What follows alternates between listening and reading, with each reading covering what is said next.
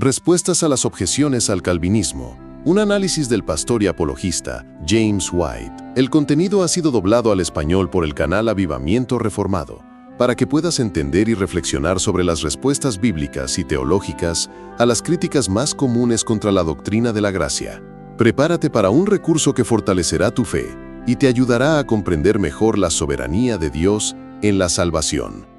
Durante los últimos meses hemos estado analizando lo que se conoce como las doctrinas de la gracia. Por cierto, a mucha gente no le gusta esa terminología. Obviamente hay muchas personas que no están de acuerdo con esta interpretación y que dirían que también creen en la gracia de Dios, pero considero que esa terminología es adecuada porque buscamos exaltar la gracia de Dios y presentar la creencia de que la gracia de Dios es poderosa. No es simplemente algo que nos ayuda a hacer algo.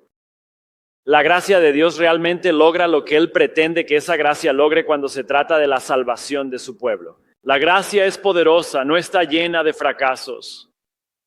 Y lamentablemente, muchas personas presentan la idea de que Dios está intentando,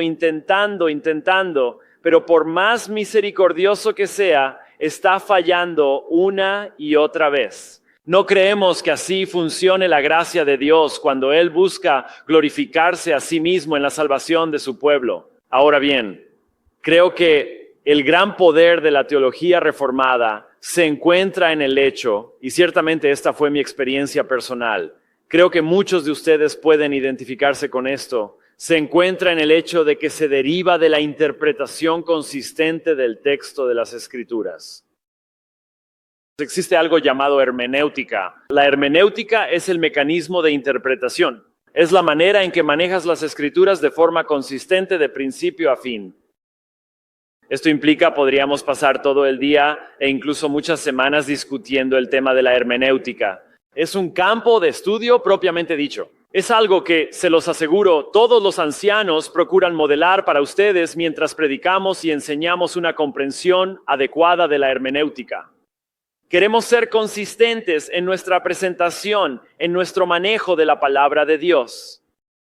Si no tienes un sistema consistente de hermenéutica, no puedes decir, así dice el Señor. En cambio, lo que haces es tomar tu propio pensamiento y tus ideas, insertarlas en las Escrituras y luego decir, así dice el Señor. Y esa no es una manera apropiada de abordar las cosas. Así que cuando defendemos el hecho de que solo hay un Dios verdadero, la deidad de Cristo, la resurrección o cualquier doctrina cristiana central, utilizamos un tipo particular de interpretación. Y cuando usas ese mismo tipo de interpretación y lo aplicas al tema del Evangelio y cómo las personas son salvas, llegas a las conclusiones de las doctrinas de la gracia. Hace unos 5 años estaba participando en un debate con un ministro y profesor bautista del sur en Dallas. Y una de las cosas que le pregunté, se suponía que íbamos a debatir sobre Romanos 9, pero terminó yéndose por todos lados menos por Romanos 9. Pero una de las cosas que le pregunté durante el debate fue, ¿cree usted que está utilizando la misma metodología de interpretación para llegar a las conclusiones a las que llega en este tema que la que utilizaría al analizar la deidad de Cristo, la Trinidad u otros temas similares? Y él fue lo suficientemente honesto como para decir no. Y para mí ese fue el debate. Eso fue todo, justo ahí. Si tienes que usar un método de interpretación diferente para llegar a tus conclusiones, entonces no estás tratando el texto de manera honesta. Así que entre Jeff y yo hemos presentado literalmente cientos de versículos bíblicos, pero mucha gente puede presentar cientos de versículos bíblicos. La cuestión es, ¿estás siendo consistente en tu manejo del texto? Ahora, queremos ilustrar eso. Quiero ilustrar eso hoy analizando 4 textos que he encontrado que son los más comunes que nos lanzan cuando hacemos cualquier tipo de declaración sobre la soberanía de Dios y la salvación, el poder de su gracia o como sea que expresemos las cosas. ¿Cuáles son los 4 versículos que la gente dice, bueno, eso no puede ser cierto porque la Biblia dice esto? Algunos de ustedes han visto un libro que escribí hace casi 2 décadas llamado La libertad del alfarero. La libertad del alfarero fue una respuesta al ya fallecido Norman Geisler. No era el fallecido Norman Geisler en ese entonces, se los aseguro. Pero el doctor Geisler falleció hace relativamente poco. Pero él había escrito un libro llamado Elegido pero libre, que era su respuesta al libro de R.C. Sproul, Elegidos por Dios. Y en el proceso de leer ese libro numerosas veces, muy de cerca y con mucho cuidado, el libro del doctor Geisler, en preparación para el mío propio, encontré un patrón regular en el libro del doctor Geisler. Cada vez que él analizaba un versículo al que la gente reformada hace referencia y exegeta para presentar la soberanía de Dios, decía, bueno, no puede significar eso porque ya sabemos qué. Y entonces había 3 versículos. Yo los llamo los 3 grandes. Hay un capítulo entero en La libertad del alfarero titulado Los 3 grandes versículos de Elegido pero libre. 3 versos. A veces los citaba todos. A veces solo 1, a veces 2, en un orden diferente, pero seguía volviendo a estos 3 versículos que, según él, hacían absolutamente imposible que la teología reformada fuera verdadera. Hoy vamos a analizar los 3. Pero justo por la misma época tuve un encuentro también, esto es interesante, no lo había pensado, con el ahora fallecido Dave Hunt. Quizá debatir conmigo no sea una buena idea, ahora que lo pienso. No lo digo por malicia ni nada por el estilo, pero tanto Dave como Norm ya han partido y ahora saben si su exégesis era coherente o no. Así que Dave Hunt y yo hicimos un programa de radio. ¿Cuántos de ustedes son lo suficientemente mayores como para haber escuchado el programa de radio que Dave Hunt y yo hicimos en KPXQ en Phoenix, cuando yo sustituí a Marty Minto? ¿Hay alguien aquí que haya escuchado eso? ¿Nadie? Me siento como Moisés. Vaya, está bien. Bueno, todavía está ahí afuera, está en línea. Creo que lo tenemos en Sermon Audio en algún lugar. Fue en el año 2000, si recuerdo bien, 2000, 2001, algo así. Y hay un versículo que Dave Hunt... Ahora, Dave Hunt también usó los 3 grandes, pero hay un versículo que Dave Hunt considera absolutamente central para este tema también. Así que tomé los 3 grandes de Norman Geisler y el de Dave Hunt. En mi experiencia, estos son los que... Por supuesto, hay otros a los que podríamos recurrir, pero estos son los versículos más comunes que te van a mencionar. Necesitamos entender lo que estos versículos están diciendo. El primero, la mayoría de ustedes ni siquiera necesita buscarlo en su Biblia, porque probablemente es el primer versículo que memorizaron si crecieron en una familia cristiana como yo, a menos que sean de la familia Durbin. Ese es Santiago 2:20. No quieres ir ahí, porque ellos siempre están tratando con los mormones, pero Juan 3:16. Sí, Juan 3:16. ¿Quién podría discutir alguna vez con Juan 3:16? Quiero decir, ¿acaso no es claro? Y aquí hay algo que deben recordar, amigos míos.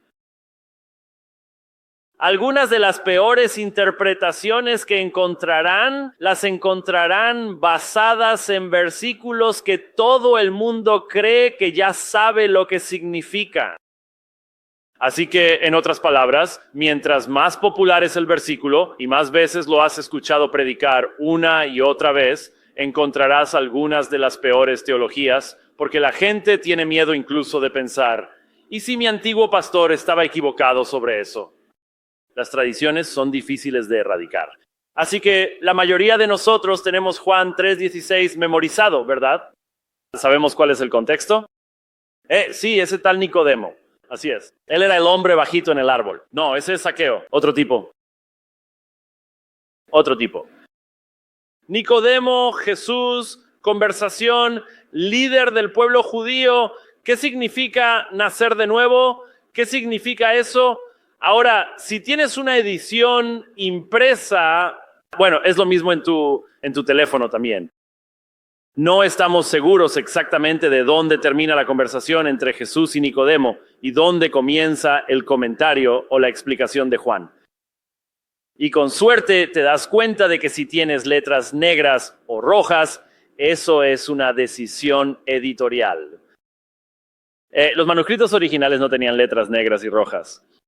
De hecho, esas se introdujeron en algún momento, en tiempos antiguos, como por los 1800. por ahí, así que no hace tanto tiempo. No estamos seguros exactamente de dónde termina esa parte y comienza el comentario de Juan, pero recuerden que Jesús sí mencionó el tema de Moisés levantando la serpiente en el desierto. ¿Recuerdan? Y cualquiera que mirara a esa serpiente sería salvado. Así que retrocedemos solo unos versículos hasta el versículo 14. Y así como Moisés levantó la serpiente en el desierto, de la misma manera es necesario que el Hijo del Hombre sea levantado. Y pensamos en levantar como, bueno, en la adoración levantamos a Jesús. No, de eso no se trata. Levantado como en la cruz. Levantado en sacrificio. Es necesario que el Hijo del Hombre sea levantado para que todo aquel que cree en Él tenga vida eterna. Ahora, inmediatamente necesitamos revisar un poco el idioma original. No te desconectes. Es importante. Escúchame. Hay diferentes maneras de traducir el idioma griego al inglés.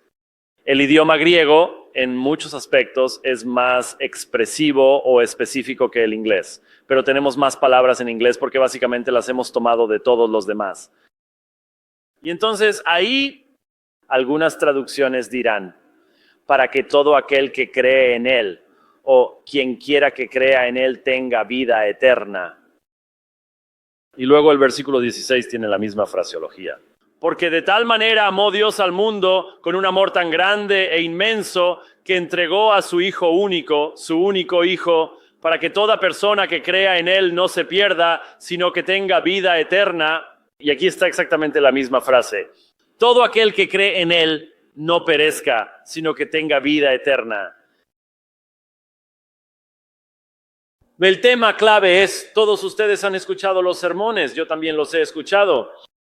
Algunos de los grandes predicadores bautistas del sur se han enfocado en la traducción para que todo aquel que en Él cree no se pierda, sino que tenga vida eterna. Recuerdo a uno de los grandes nombres de la Convención Bautista del Sur. Sí. Su gran sermón anticalvinista era todo aquel, y vaya que podía proclamarlo y dejarte impresionado, todo aquel.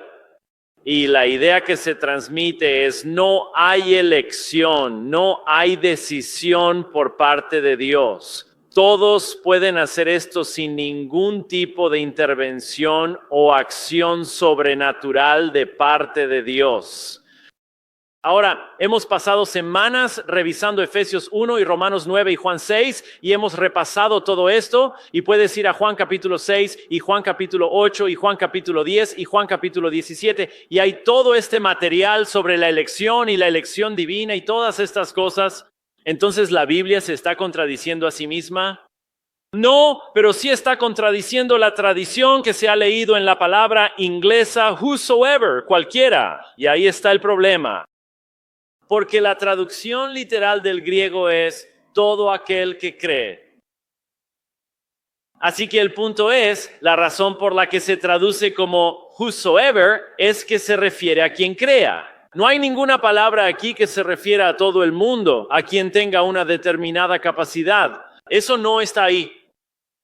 La traducción literal es todo aquel que cree.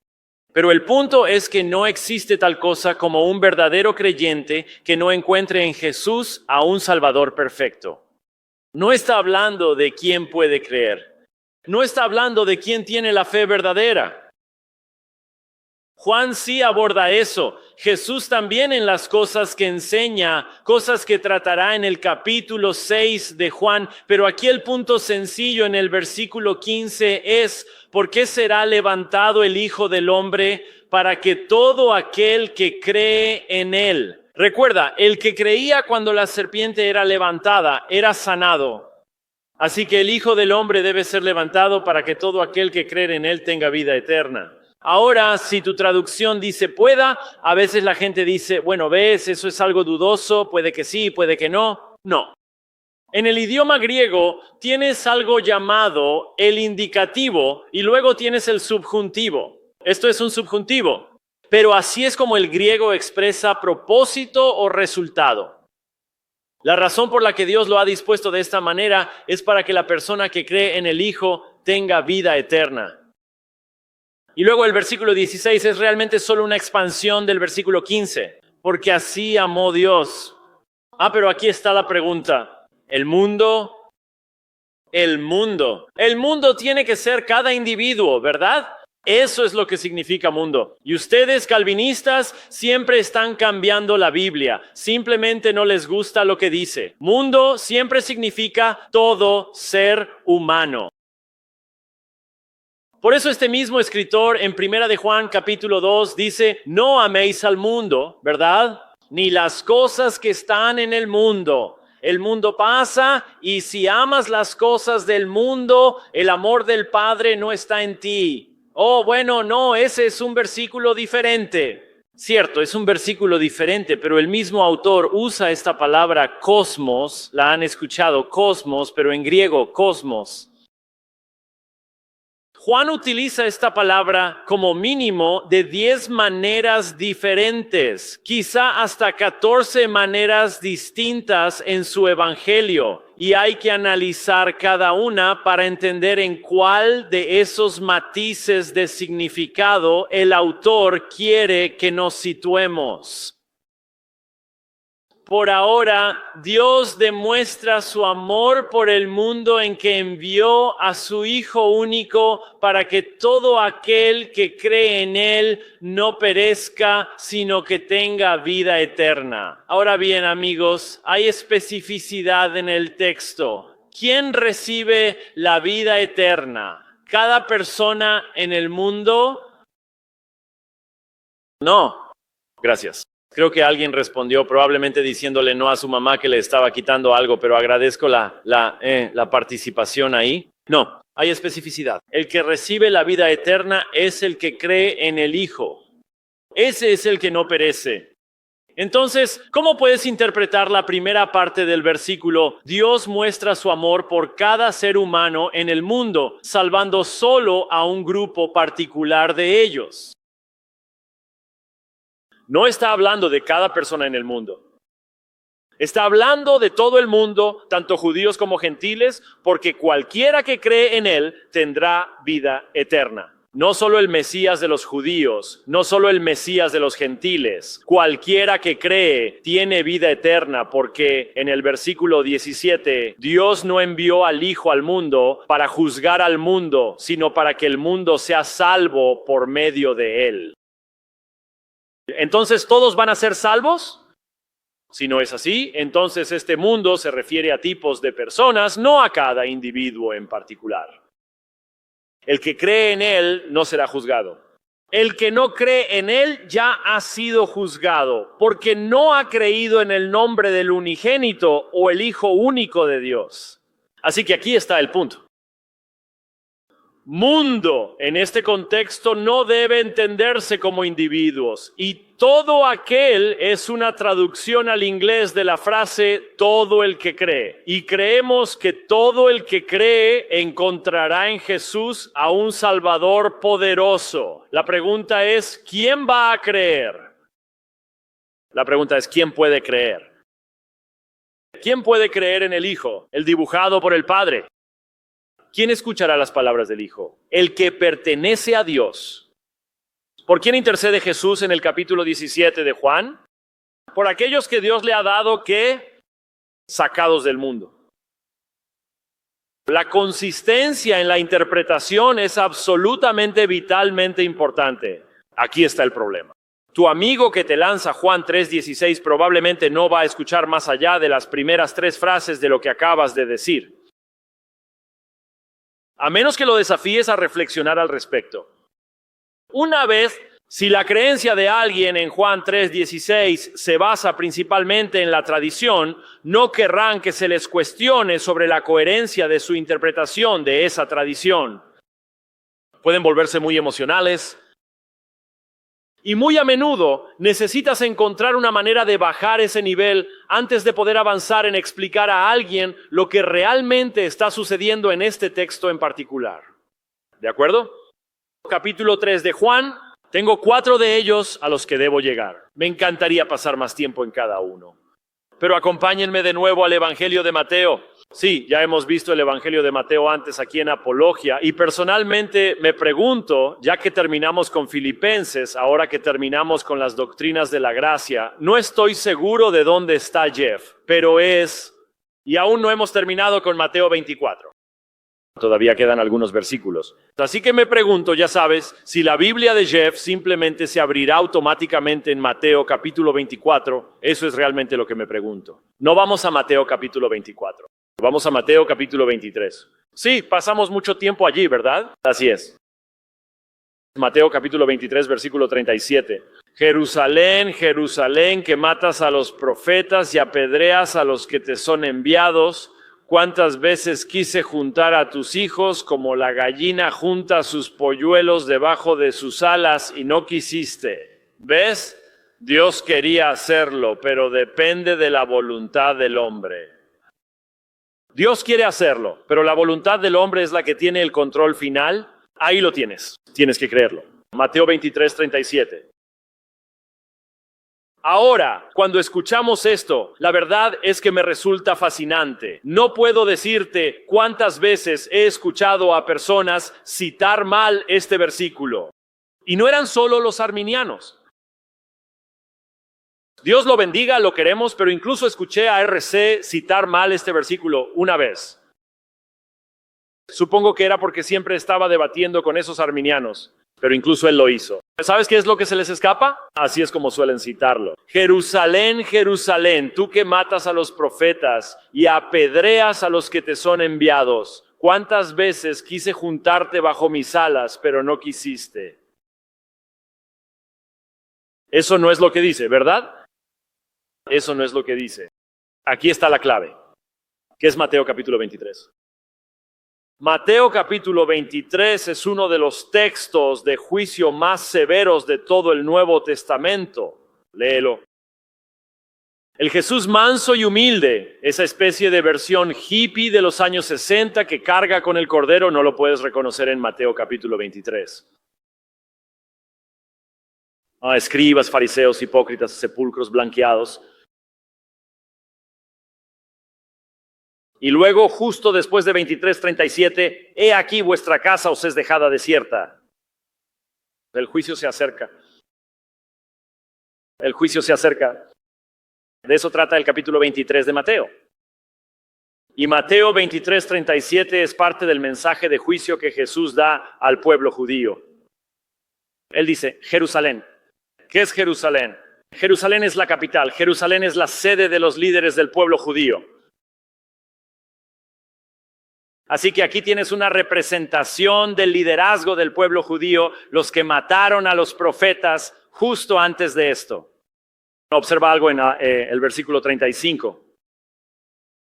En el versículo 35 tienes esta discusión extraña, esta mención realmente rara. Jesús dice, debes darte cuenta de que la sangre del justo Abel hasta la sangre de Zacarías, hijo de Baraquías, que fue asesinado entre el altar y el lugar del incienso, literalmente será demandada a este pueblo. Ahora conocemos a Abel. No estamos tan familiarizados con Zacarías, hijo de Baraquías. Esa historia en realidad se encuentra en 2 Crónicas. Por eso no estamos tan familiarizados con ella como con Génesis, porque cuando hacemos nuestro programa de lectura anual, pasamos por Génesis repetidamente, pero 2 Crónicas no tanto. Normalmente Levítico nos deja fuera de combate mucho antes de que lleguemos a 2 Crónicas. Pero aquí está el punto, esto es algo que debes recordar. El canon judío no estaba en el mismo orden que tenemos en nuestras Biblias en inglés. No estaba en el mismo orden. Por ejemplo, los 12 profetas menores son un solo libro para ellos. El último libro del canon judío es 2 Crónicas. Ese es el último libro. Entonces, ¿qué estaba diciendo Jesús? Toda la sangre de los profetas. La forma en que nosotros lo diríamos sería, desde Génesis hasta Apocalipsis, será demandado de ustedes. Y cada persona judía que escuchaba eso sabía exactamente lo que él estaba diciendo. Sabía exactamente lo que él estaba diciendo, toda la escritura. Ahora sabemos que para los judíos eso significa que no incluyen lo que nosotros llamamos los libros deuterocanónicos o apócrifos, porque esos vinieron después de 2 Crónicas, nunca formaron parte del canon judío. Solo algo para tener en cuenta, algo importante para recordar. Así que aquí se está dirigiendo a los líderes judíos. Y Jesús dice, ellos son los que mataron a los profetas, apedrearon a los que fueron enviados a ella, es decir, a Jerusalén. ¿Cuántas veces quise reunir a tus hijos? ¿Quiénes son esos? Bueno, de lo que está hablando aquí es, ustedes son los líderes judíos, ustedes son a quienes ellos miran. Ustedes son los sacerdotes, los sumos sacerdotes, los escribas y las personas que abren la ley en la sinagoga. ¿Cuántas veces a lo largo del tiempo he deseado profundamente reunir a todos tus hijos, a aquellos que te siguen y forman parte de tu pueblo, así como una madre cuida y protege a sus pequeños bajo sus alas? No es que ellos no quisieran. Y fíjense bien, todo el uso de Mateo 23:37, tanto por Norman Geisler como por todos los demás que lo citan, es que las personas que Dios realmente quería reunir eran de hecho precisamente aquellas personas, aquellos individuos que lamentablemente dijeron que no quisieron. La palabra se usa al final del versículo. Y no quisiste, no lo deseaste. Así que mira, ahí está el libre albedrío del hombre. Pero si miras con atención, ustedes no quisieron, se refiere a los líderes judíos, no a aquellos a quienes Jesús intentaba reunir. El punto aquí es que esta es una sentencia de juicio sobre los líderes judíos, que literalmente se interpusieron en el camino del ministerio de la palabra de Dios hacia el propio pueblo judío. Por la manera en que la interpretaban, por la forma en que la ocultaban, por la manera en que vivían de tal modo que la vaciaban de su poder, se interpusieron en el camino del propio ministerio de Dios. Y eso lleva a, he aquí vuestra casa, ustedes, los líderes, que creen estar al mando de la casa, vuestra casa os es dejada desierta. El juicio vendrá sobre ustedes. De eso trata Mateo 23:37. No está hablando del libre albedrío del hombre, ni de que Dios intenta hacer algo y el hombre es capaz de... Este es un pasaje de juicio. Y estos líderes judíos serán responsables por el hecho de que se interpusieron en el camino de ese cumplimiento. ¿De acuerdo? Juan 3:16. Mateo 23:37. ¿Vamos bien? ¿Vamos bien? Pasemos conmigo a 2 Pedro. Pedro. Ahora, como saben, ha habido algunas, controversias a lo largo de la historia de la Iglesia respecto a ciertos temas relacionados con la canonización, es decir, el proceso mediante el cual la Iglesia declara oficialmente a una persona como santa. Estas discusiones han surgido por diferentes interpretaciones y puntos de vista sobre cómo y por qué se eligen a ciertos individuos para este reconocimiento. Y solo para que estén al tanto, si alguna vez van a una librería cristiana, que es un lugar donde se venden libros y materiales relacionados con la fe cristiana y compran un comentario bíblico, es muy común, de hecho ocurre con bastante frecuencia, que la gente diga o afirme que es imposible que el apóstol Pedro haya escrito tanto la primera carta de Pedro como la segunda carta de Pedro. Esta es una opinión que se escucha mucho en esos ambientes. Y dirán que la razón de esto es que cualquiera que pueda leer el idioma griego notará que ambos están escritos en estilos completamente diferentes. Y en ese punto tienen toda la razón. Ellos son. No hay nadie que confundiría 1 Pedro y 2 Pedro como si hubieran sido escritos por la misma persona si hubiera sido Pedro quien se sentó y escribió en griego koiné. Pero no lo hizo. Él dictó estas cartas. Probablemente las dictó en arameo y los escribas de habla griega que utilizó tenían estilos diferentes a la hora de traducir eso al griego. Ahora, hagan lo que quieran con lo que eso significa. Recuerden, cuando la escritura dice que es inspirada, es la escritura la que es theanustas, no el escritor quien es theanustas. Así que puedes tener estilos diferentes y aún así tener exactamente lo que Dios quiere que tengas. Pero el punto es que escucharás muy a menudo, bueno, ya sabes, ¿dónde es Pedro? No pudo haber sido escrita por Pedro. Y bla, bla, bla, bla, bla, bla, bla.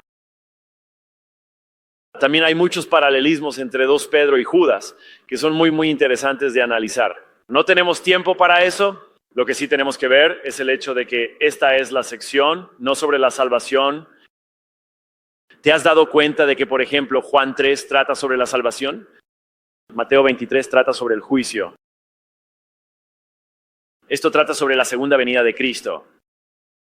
Esta es la sección sobre la promesa de su venida y el hecho de que vendrán burladores. ¿Dónde está la promesa de su venida? ¿Por qué ha tardado tanto? Y por supuesto, aquí es donde tienes 2 Pedro 3:8, que ha proporcionado a toda persona que alguna vez ha intentado establecer una fecha para la segunda venida de Cristo, exactamente lo que necesitaba. Un día es como 1000 años como un día, y por lo tanto puedo hacer que la palabra día y año en la profecía del Antiguo Testamento y del Nuevo Testamento signifique lo que yo quiera que signifique y ganar mucho dinero en el proceso. Y la gente ha hecho eso a lo largo de los años. Créeme, la historia de la iglesia está llena de profecías fallidas de personas que simplemente se negaron a escuchar a Jesús cuando dijo, de ese día y la hora nadie sabe. Por alguna razón, ese es su versículo menos popular. Simplemente lo omiten. Probablemente desearían que fuera una variante textual, pero no lo es. Así que es precisamente en ese contexto tan importante, sin lugar a dudas, que tenemos a Pedro diciendo, el Señor no tarda en cumplir su promesa, como algunos piensan que es tardanza, sino que es paciente, es realmente longánime para con ustedes, no queriendo que ninguno perezca, sino que todos, absolutamente todos y cada uno procedan al arrepentimiento. Y entonces, obviamente, la idea es, bueno, mira, justo ahí, Dios no quiere que nadie perezca. Él quiere que todos lleguen al arrepentimiento. Así que todo esto de la elección es falso y no tiene ningún sentido. Ahora bien, por supuesto, eso plantea todo tipo de cuestiones respecto a la naturaleza del amor de Dios, la intencionalidad de Dios y todas estas cosas. Pero mi pregunta es, ¿qué dice realmente 2 Pedro 3:9? ¿Cuál es el argumento que se está presentando aquí? Porque él no está hablando de la salvación.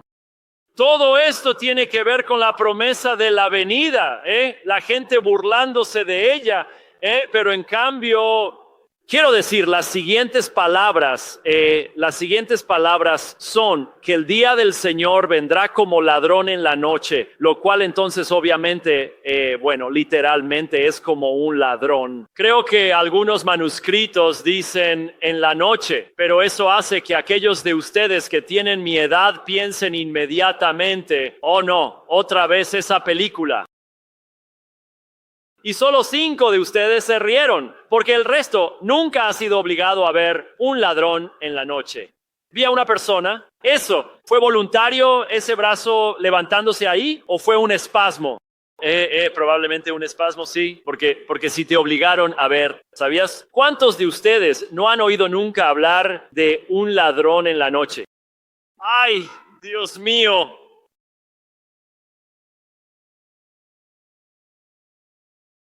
Bien, Luke, amigo, necesitamos hacer una noche de encierro con un ladrón en la noche. ¿Saben lo que es un encierro, verdad? Donde te quedas toda la noche y ya sabes, pasan cosas locas, disparatadas y cosas así. Pero necesitamos hacer un maratón de un ladrón en la noche durante el encierro. Creo que eso estaría muy bien. ¿Qué piensas tú, Luke? ¿Tú estás de acuerdo con eso?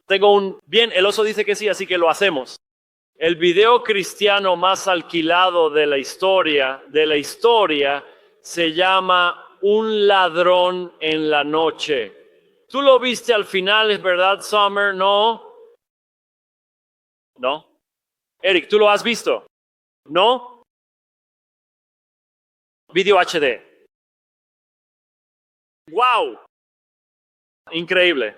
Tienes que ir a verla porque la parte, lo que impacta a todos es que hay un tipo cortando el césped y entonces ocurre el rapto y la cámara se aleja y solo queda la podadora ahí parada.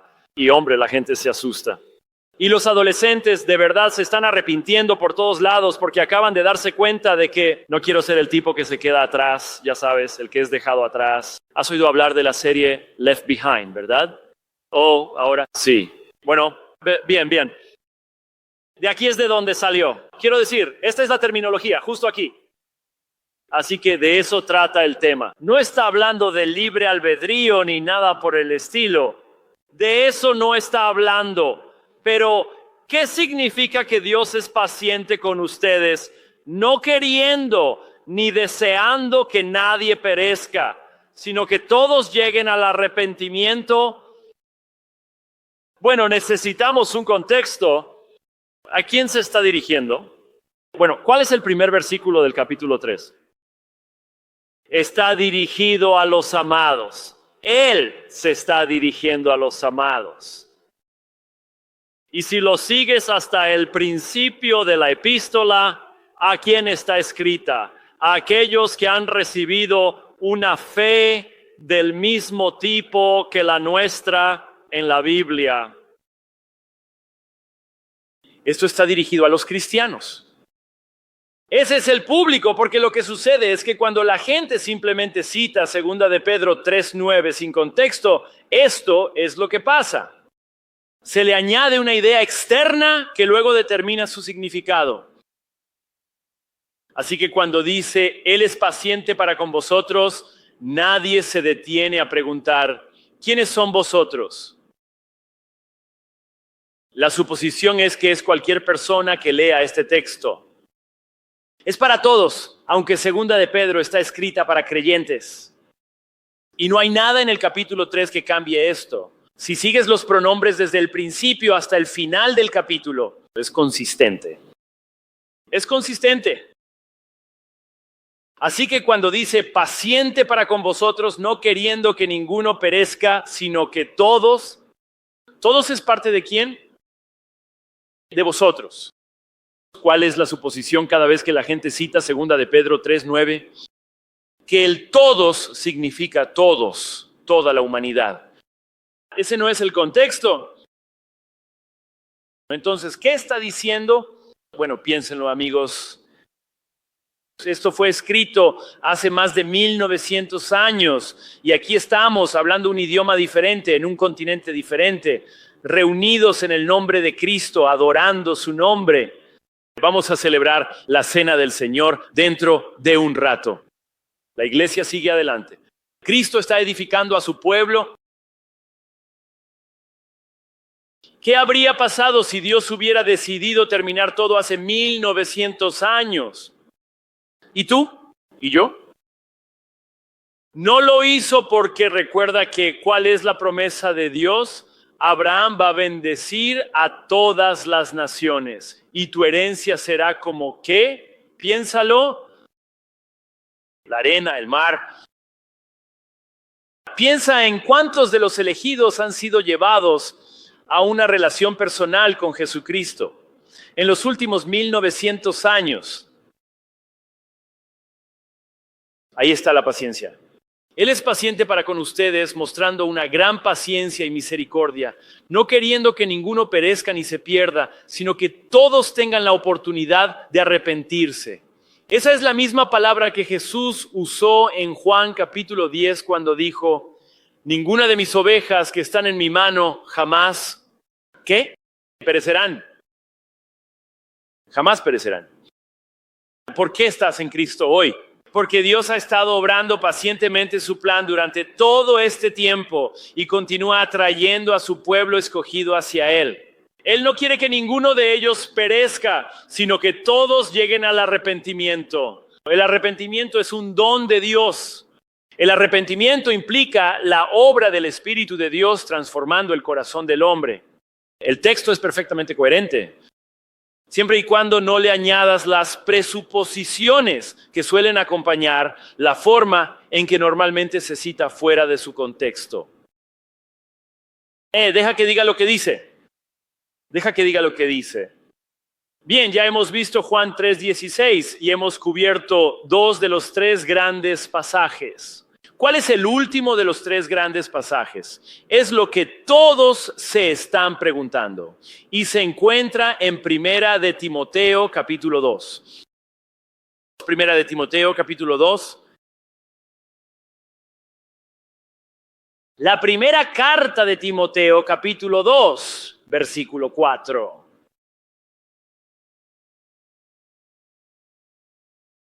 Bueno, podemos continuar en el versículo 3. Esto es bueno y aceptable delante o ante Dios nuestro Salvador, quien desea que todos los hombres sean salvos y lleguen al conocimiento de la verdad. Bueno, ahí lo tienes. Dios desea que todos los hombres sean salvos, que lleguen al conocimiento de la verdad. No hay elección, no hay selección.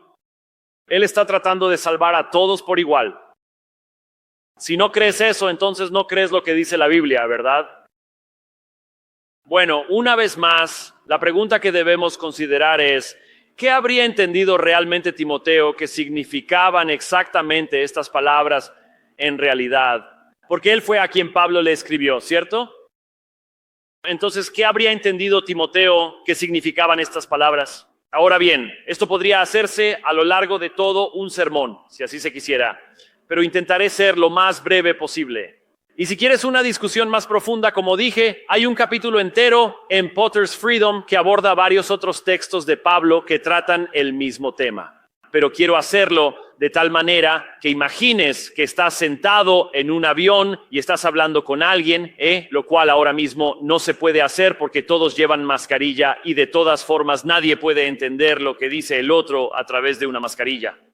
Pero en los viejos tiempos, cuando realmente podías ver a las personas, hablar con ellas, comunicarte, ese tipo de cosas interesantes y divertidas que esperamos y oramos que algún día vuelvan a suceder en el futuro.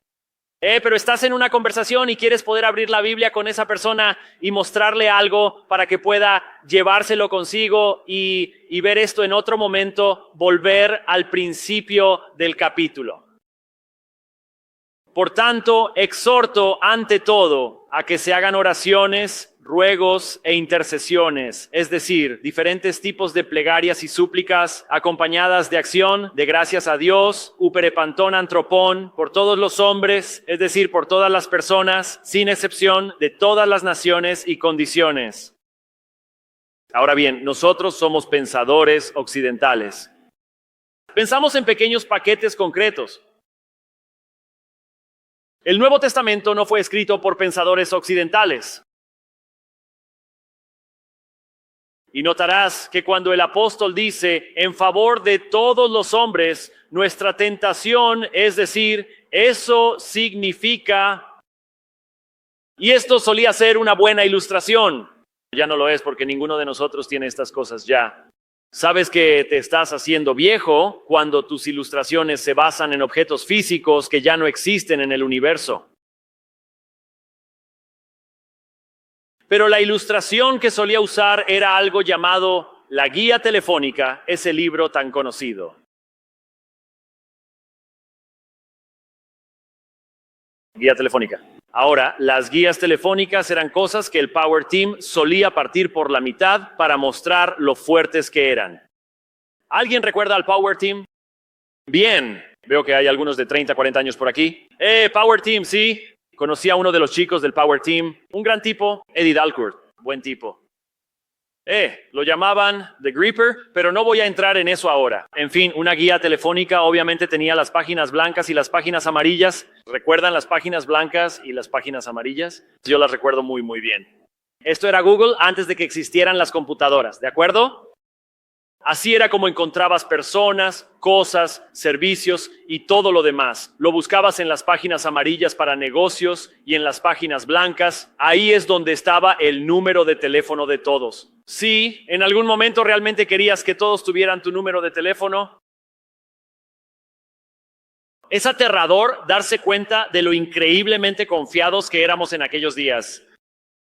Pero lo curioso era que tu teléfono no podía alejarse más de 12 pies de la pared de todas formas. Así que podías irte y no pasaba nada. Y si tenías que hacer una llamada, encontrabas algo llamado cabina telefónica. Ustedes, los jóvenes, están pensando cómo sobrevivieron ustedes en aquella época. Y bueno, lo hicimos y prosperamos, de verdad que sí. En fin, la ilustración que usaría es, realmente está Pablo diciéndole a Timoteo, Timoteo, necesitas tomar la guía telefónica de Éfeso. Ahora, por cierto, sé que no habrían tenido una guía telefónica en Éfeso en el primer siglo. Lo entiendo. Es solo una ilustración, ¿de acuerdo? Pero estaba diciendo, Timoteo, toma la guía telefónica de Éfeso y comienza con los alfa y ora hasta llegar a los omega. ¿Eso es lo que estaba diciendo? No, porque la siguiente frase nos define lo que él quiere decir con en favor de todos los hombres. En favor de los reyes y de todos los que tienen autoridad, especialmente de ellos. Ahora él usa exactamente las mismas formas griegas aquí, así que nos está diciendo, estoy definiendo estas cosas para ustedes. ¿Qué significa en favor de los reyes y de todos los? Esos son tipos de hombres, esos son tipos de personas. Y cuando él dice, oren por todos los hombres, lo que está diciendo es que hay una tentación por parte de los cristianos de no orar por las personas que nos molestan, que nos persiguen. Y la iglesia ya estaba recibiendo persecución en ese entonces por parte de personas con poder, personas en el gobierno. Y la situación iba a empeorar mucho más con el tiempo bajo los romanos. Así que este es un uso genérico. Timoteo, ora por todos los hombres, incluidos los reyes y los que tienen autoridad. ¿Por qué? Para que podamos vivir una vida de piedad y paz. Así que ora por los líderes. No necesariamente estás orando para que tengan más poder y más dinero. Bien podrías estar orando, protégenos de ellos, pero no te olvides de ellos. Ora para que sean convertidos. Ora para que se sometan y doblen la rodilla ante Jesús. Eso es lo mejor que puede pasar, ¿verdad? Pero ora por todo tipo de personas, reyes y los que tienen autoridad. Queremos vivir vidas piadosas. Eso es lo que debemos hacer. Esto es bueno y aceptable delante de Dios, nuestro Salvador, quien ahora seamos coherentes, desea salvar a todo tipo de personas y que todo tipo de personas lleguen al conocimiento de la verdad. Él quiere salvar a los reyes. ¿De verdad? Él quiere salvar a senadores demócratas. ¿En serio? ¿Puede hacer eso? ¿Es tan poderoso? Sé que creó el universo, pero salvar a Chuck Schumer, sí puede. Y el simple hecho de que nos cause gracia demuestra que necesitamos esta exhortación. ¿No es así? Oh, sí. Muchísimo. Pero alguien podría decir, oh, creo que lo estás exagerando. Continuemos. Los versículos 5 y 6 puede que notes en tu Biblia, dependiendo de la traducción, podrían estar apartados como poesía. Algunas Biblias lo hacen, otras no. ¿Alguien la tiene apartada como poesía en su traducción? Bien, hay una. Vamos, muy bien. En el texto griego sí lo está. Probablemente esto sea una declaración credal temprana o un fragmento de un himno antiguo de la iglesia. Me encanta cuando nos encontramos con cosas como esta, de verdad. Porque hay un solo Dios y un solo mediador entre Dios y los hombres. La misma palabra que se usa arriba sobre los hombres. Entre Dios y los hombres, el hombre Cristo Jesús, quien se dio a sí mismo en rescate, un auntilutrón, un rescate, uperpontón, en favor de todos. Un testimonio literalmente en su propio tiempo o en el momento adecuado. Y luego Pablo dice que ha sido hecho apóstol y un predicador de este evangelio. Él dice la verdad. Él no miente. Un maestro de los etnón, los gentiles en fe y verdad. Ahora, aquí está la pregunta que siempre hago a mis amigos que usan este texto como un medio para tratar de refutar el testimonio bíblico sobre la elección y la predestinación en las Escrituras. Muy bien, quieres ignorar el uso genérico de clases de hombres que el propio texto contiene y quieres decir que el versículo 4 en realidad está diciendo quien desea salvar a cada ser humano individual y que cada ser humano individual llegue al conocimiento de la verdad. Muy bien, entonces necesitas ser coherente. Porque hay un solo Dios y un solo mediador entre el único Dios y ¿qué? Cada ser humano de manera individual, es decir, el hombre Cristo Jesús, el Salvador, quien voluntariamente se dio a sí mismo como un rescate precioso en favor de cada ser humano, el testimonio dado a su debido y apropiado tiempo. Así es como tienes que ser coherente. Tienes que ser coherente. Y aquí está el problema que eso plantea. Y este es un problema con el que voy a ser honesto con ustedes. El 99% de los evangélicos en Estados Unidos nunca han sido desafiados a pensar en esto, porque la gran mayoría de los evangélicos en Estados Unidos tienen dificultades canónicas. Dificultades canónicas. Ya me han escuchado decirlo antes. La mayoría de nuestros hermanos en la fe nunca han leído Levítico 16. O si lo hicieron, ya lo han olvidado. No se les da muy bien eso del Antiguo Testamento. Así que cuando leen algo sobre un mediador, realmente no están pensando en sumos sacerdotes, ofrendas y todo ese tipo de cosas, que es justamente lo que Pablo tiene en mente. Pablo entiende la intercesión, Romanos capítulo 8, Hebreos. Y por eso nunca se les ha desafiado a reflexionar sobre la pregunta, ¿por quién intercede Cristo? ¿Por quién es Él, el mediador? Pero piensen en eso por un momento. ¿Por quién está intercediendo Cristo? Bueno, tú y yo ya lo sabemos. Si Él sigue ese modelo del gran sumo sacerdote, entonces la ofrenda, el sacrificio, la sangre se lleva al lugar santo y se rocía sobre el altar. Así que la intercesión, la mediación es para las mismas personas por quienes se hizo el sacrificio. Así que te quedas con una de dos posibilidades. La forma en que ellos realmente quieren verlo es que Jesús intercede. Jesús muere por cada individuo y Jesús intercede por cada individuo. ¿Y cuál sería entonces la consecuencia lógica de eso? Cada individuo sería salvo. Pero para evitar eso, porque saben que la Biblia no enseña eso, este mismo apóstol habla sobre la destrucción de los impíos y no enseña el universalismo. Así que tienen que romper la cadena en algún punto. Entonces, lo que hacen es romper la cadena diciendo que Jesús puede morir en favor de alguien y luego puede interceder en favor de alguien, y el Padre puede intentar salvar, y el Hijo puede intentar salvar, y el Espíritu puede intentar salvar. Pero todo depende del hombre. Y entonces todos estos pasajes sobre querer, desear, sí, Dios realmente quiere hacerlo, pero el hombre, él está decepcionado todo el tiempo. Está decepcionado todo el tiempo.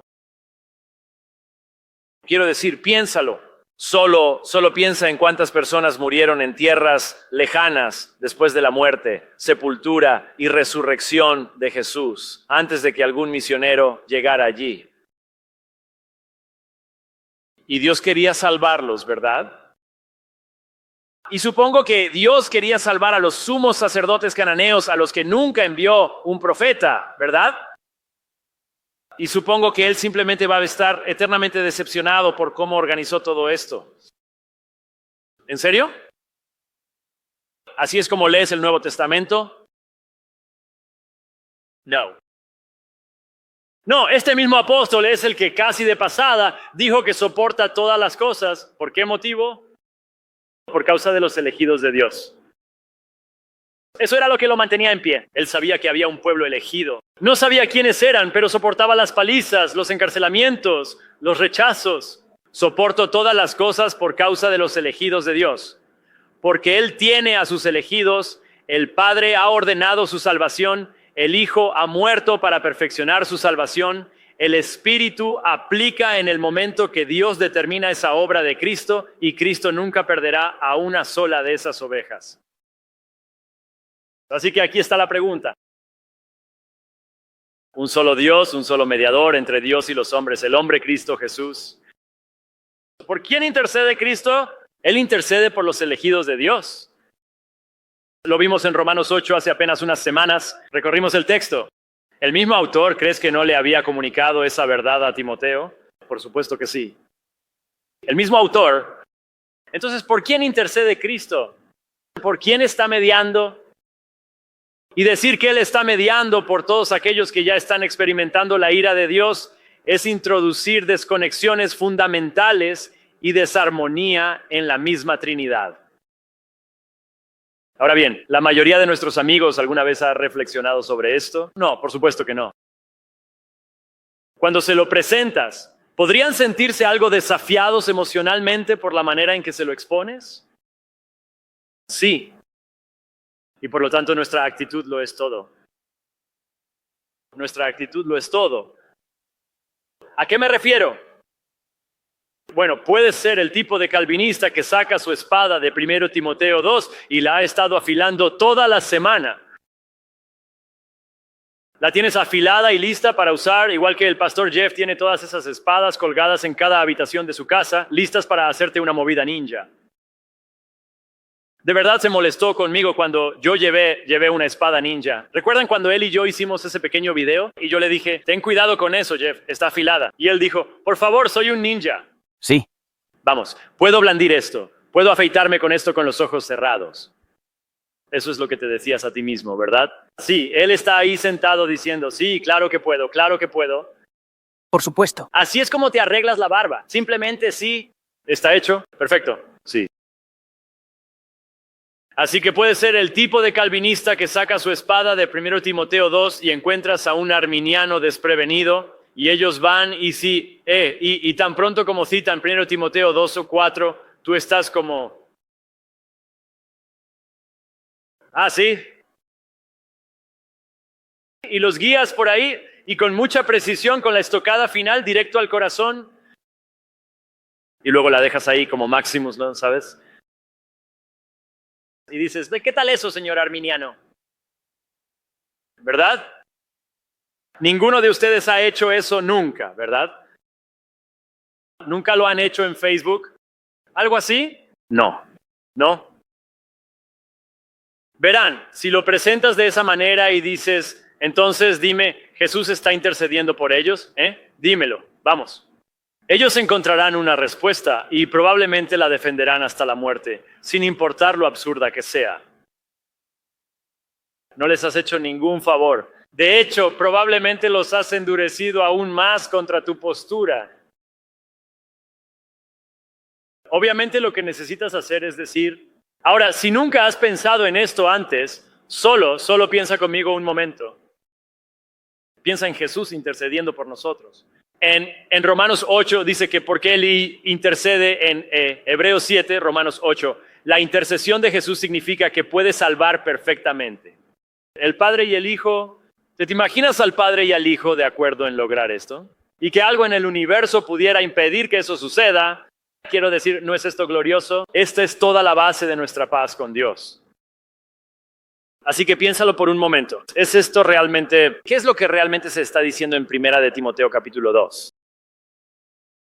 Y déjalo como algo en lo que ellos puedan pensar, que puedan considerar, que el Espíritu de Dios pueda usar. Pueden leer Juan 6 y decir, vaya, suena como lo mismo.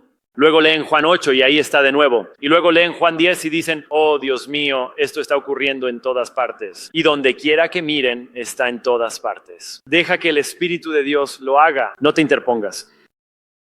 No te interpongas.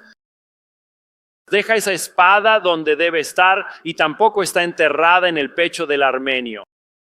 Deja esa espada donde debe estar. Todos estos son textos hermosos. No estamos tratando de evitarlos. Nunca permitas que te convenzas de la idea de que porque sigues encontrándote con un texto que se usa como, bueno, como dijo Jeff, un clásico, como una objeción, dejes de amar ese texto. Eso es muy fácil de hacer. Santiago 2, 14, 20. Cualquiera que salga a testificar a los mormones. Ay Dios, aquí viene Santiago otra vez. No quiero tener que volver es la tercera vez esta noche que tengo que explicar esto. Y puedes cansarte de eso. No, Santiago 2 sigue siendo la misma palabra de Dios. No dejes que estos versículos se conviertan en enemigos. En realidad son amigos. Amén. Especialmente si los manejamos correctamente y podemos usarlos para redirigir a las personas a secciones completas de las Escrituras. Están hablando específicamente del tema en cuestión. ¿Te has dado cuenta de que casi siempre es alguna frase pasajera la que se está interpretando? Bueno, debe significar esto. Si Dios quiere que todos sean salvos, debe significar esto. En lugar de ir a los textos que tienen capítulos enteros sobre el tema, vas a una frase pasajera. Esa es una de las claras señales de la tradición y el tradicionalismo. Y eso es con lo que lidiamos cuando tratamos con el deseo absoluto del hombre de asegurarse de que nosotros controlemos la salvación, no Dios. Nosotros la controlamos. Esa es la esencia misma de la religión humana. Así que espero que esto te haya sido útil para tratar con estos textos en particular. La próxima semana el pastor Jeff hablará más sobre los aspectos filosóficos, especialmente los emocionales. Quiero decir, si alguno de ustedes ha visto el debate que tuve con George Bryson en una iglesia Vineyard muy grande allá en Los Ángeles hace años. Creo que fue en el 2001 o algo así. Los emocionales. Este hombre aquí les está diciendo que sus seres queridos tal vez no puedan ser salvos porque han sido elegidos para la condenación por Dios. Ese es el tipo de cosas que Jeff responderá fácilmente para ustedes la próxima semana. Sin presión. Queremos que tengan buenas respuestas porque recibimos las objeciones. Lo entendemos. Queremos responderlas con precisión a la luz de la palabra de Dios. Oremos juntos. Padre Celestial, te damos gracias por este tiempo para examinar tu palabra. Y aunque ha sido breve, te pedimos que nos hagas buenos estudiantes de tu palabra, que la manejemos correctamente en su contexto para que podamos compartirla con otros. Y por medio de tu Espíritu puedes edificar a los santos, desafiar a los santos y glorificarte a ti mismo en la coherencia y belleza del Evangelio. Te damos gracias por este tiempo. Acompáñanos ahora, especialmente al acercarnos a la mesa, para que podamos recordar la hermosura de lo que has hecho por nosotros en Cristo Jesús. Oramos en su nombre. Amén.